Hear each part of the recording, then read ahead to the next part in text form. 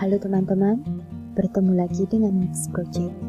Sekarang kita akan belajar tentang percobaan, ruang sampel, frekuensi relatif, dan peluang suatu kejadian. Nah, kita akan bagi menjadi 3 bagian.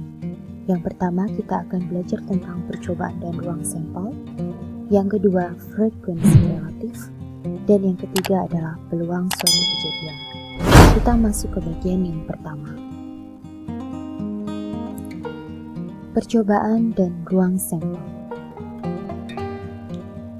Pengertian dari percobaan itu adalah suatu kegiatan yang dapat memberikan beberapa kemungkinan dan himpunan semua hasil yang mungkin dari suatu percobaan itu, yang disebut dengan ruang sampel dan dinotasikan dengan huruf S. Sedangkan untuk anggota ruang sampel disebut dengan titik sampel, dan banyaknya titik sampel dinotasikan dengan MS.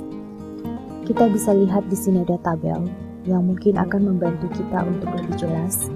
Misalkan pada percobaan melempar satu keping mata uang logam, maka hasil yang kita peroleh itu kemungkinan adalah muncul gambar G yang kita lambangkan dengan G, atau angka yang kita lambangkan dengan A.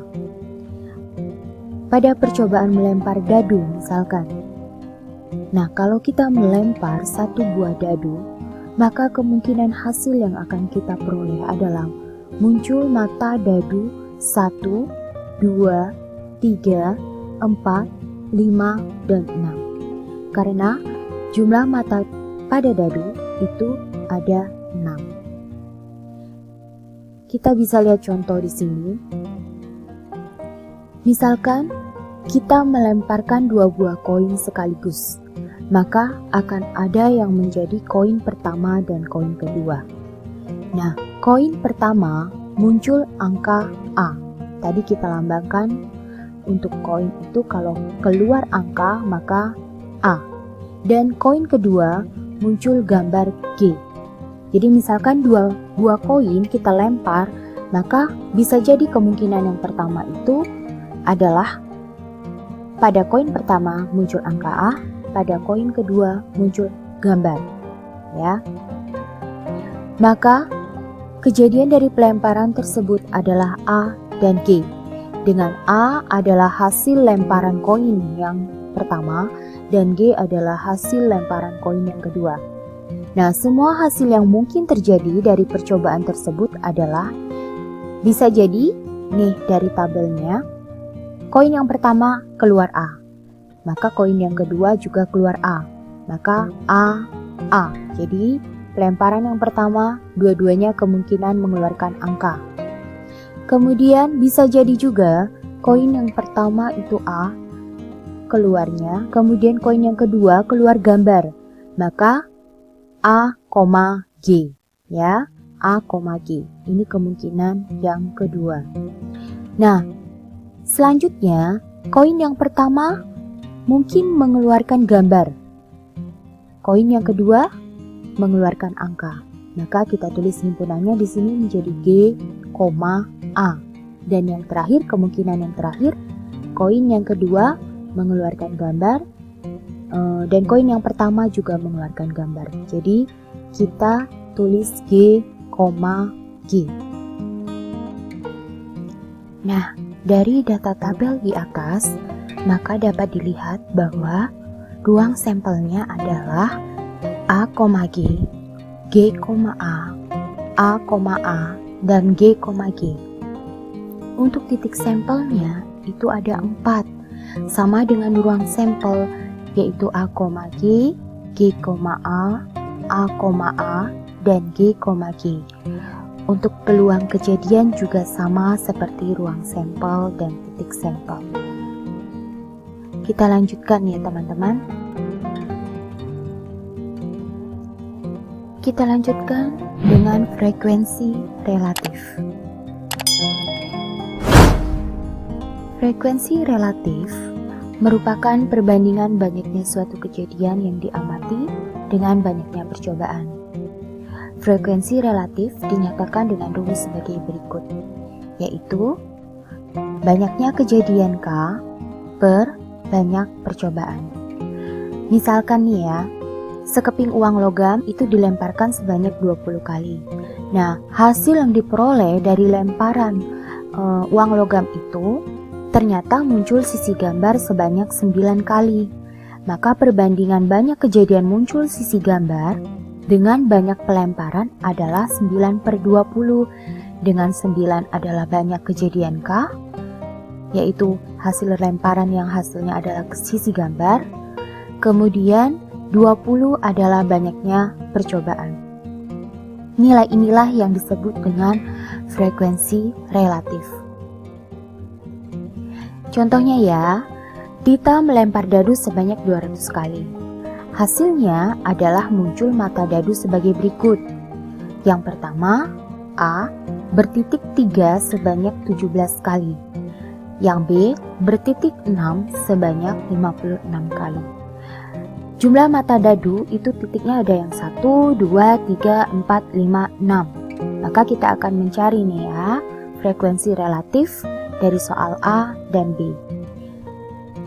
Hasilnya, kejadian munculnya mata dadu bertitik 3 sebanyak 17 kali dengan menggunakan rumus 17/200. Hasilnya adalah 0,085.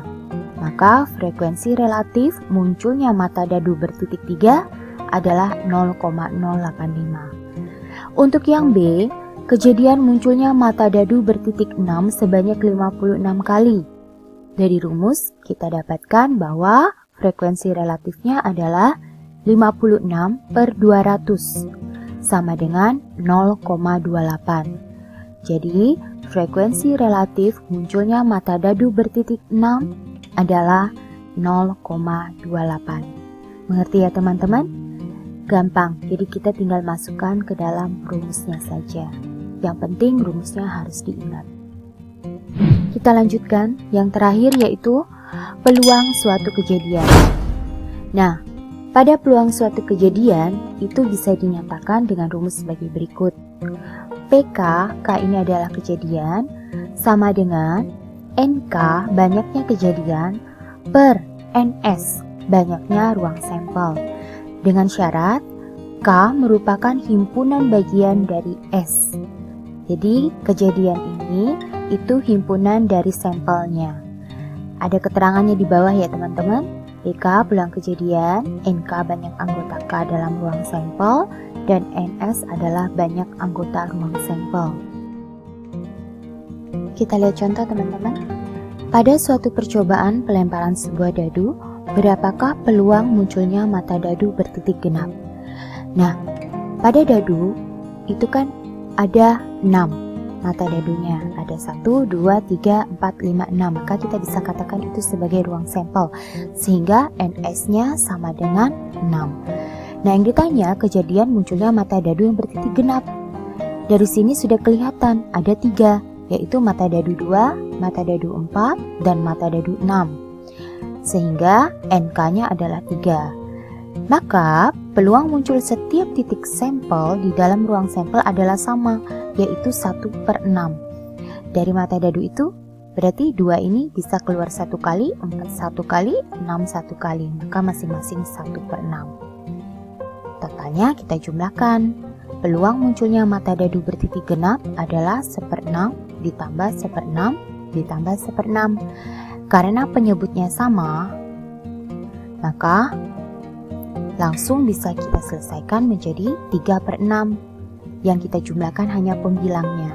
Ini kita sederhanakan, masing-masing kita bagi 3, 3 bagi 3 1, 6 bagi 3 2, jadi setengah. Atau bisa dengan cara langsung memasukkannya ke dalam rumus, yaitu kita cari nilai sampelnya, yaitu 6, jadi sudah kita dapatkan. Lalu nilai kejadiannya adalah 3. Rumus yang digunakan, PK sama dengan NK per NS sama dengan 3/6 sama dengan 1/2. Gampang ya teman-teman? Jangan lupa kita harus mencari nilai yang paling sederhana. Nah, contoh berikutnya. pada pelemparan dua dadu setimbang bersamaan. Misalnya K adalah kejadian muncul jumlah mata dadu sama dengan 6. Berapa peluang kejadian K tersebut? Kalau tadi contohnya 1 dadu, kalau sekarang 2 dadu. Ya. Kalau 1 dadu itu kemungkinannya bisa 6 kali ya nilainya. Nah, kalau 2 dadu berarti kalau kita melempar dadu, kemungkinan yang keluar bisa 36 kali. Nah, kita lihat pada tabelnya. Misalkan dadu pertama. Dadu pertama itu kan ada 1, 2, 3, 4, 5, 6. Dadu kedua 1, 2, 3, 4, 5, 6. Mungkin yang keluar adalah 1 pada dadu pertama, kemudian dadu keduanya juga 1.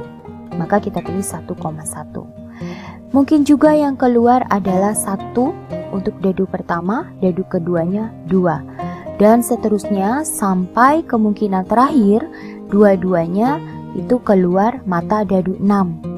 Kalau kita cek di sini kita hitung 1, 2, 3, 4, 5, 6. 1, 2, 3, 4, 5, 6. 6 kali 6 sama dengan 36. Berarti nilai sampelnya ada 36 kali. Kalau dadunya 1, itu nilai sampelnya 6 kali. Dadunya 2, setelah kita cek ternyata nilai sampelnya 36 kali. Nah, sekarang kita lihat pertanyaannya. Kembali lagi kita ke pertanyaan soal. Kalau K itu adalah kejadian muncul jumlah mata dadu sama dengan 6, berapakah peluang kejadian K? Kita lihat ya teman-teman. Artinya, mata dadu 1 yang keluar ditambah dengan mata dadu 2 yang keluar, itu kalau dijumlah nilainya 6. Nah, dari tabel kita bisa lihat bahwa mata dadu yang jumlahnya 6 antara mata dadu 1 dan mata dadu 2 adalah 1, 5 ya teman-teman, kemudian 2, 4, 3, 3, 4, 2, 5, 1. Kalau kita cek yang lain itu jumlahnya tidak 6. Maka bisa kita lihat, kita cari bahwa nilai kejadiannya adalah 5. 1, 2, 3, 4, 5. Nilai sampelnya 36. Ada 36. Kalau kita hitung totalnya itu jumlahnya 36.